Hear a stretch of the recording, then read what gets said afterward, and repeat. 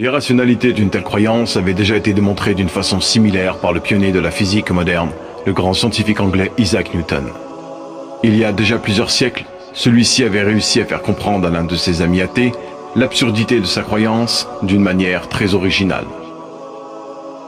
Pour ce faire, il avait demandé à un mécanicien de fabriquer une reproduction miniature du système solaire. Les planètes étaient représentées par des billes qui tournaient grâce à un système compliqué d'engrenages et de courroies. Newton plaça ensuite cette reproduction sur son bureau de travail dans son cabinet.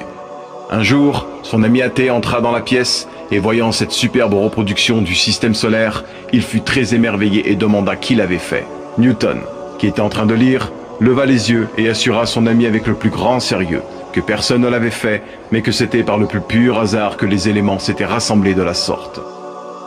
Son ami athée fut étonné et répliqua avec une certaine vivacité. « Tu dois me prendre pour un sot. C'est évident que quelqu'un a fabriqué cette reproduction, un génie d'ailleurs, et je voudrais connaître son nom. » Newton déposa son livre, se leva, mit sa main sur l'épaule de son ami et lui dit « Cette reproduction est une faible imitation d'un système bien plus merveilleux dont tu connais les lois. Je suis incapable de te convaincre que cette reproduction n'a pas eu de créateur, et pourtant, tu prétends toi que l'original que le mécanicien n'a fait que copier est apparu sans l'intervention d'un créateur.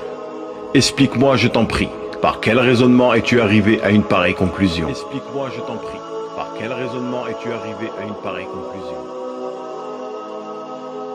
Si on n'arrive donc pas à percevoir que des choses complexes puissent avoir émergé par hasard, prétendre cela pour des choses encore plus complexes serait une conclusion qui est en apparent conflit avec notre raison.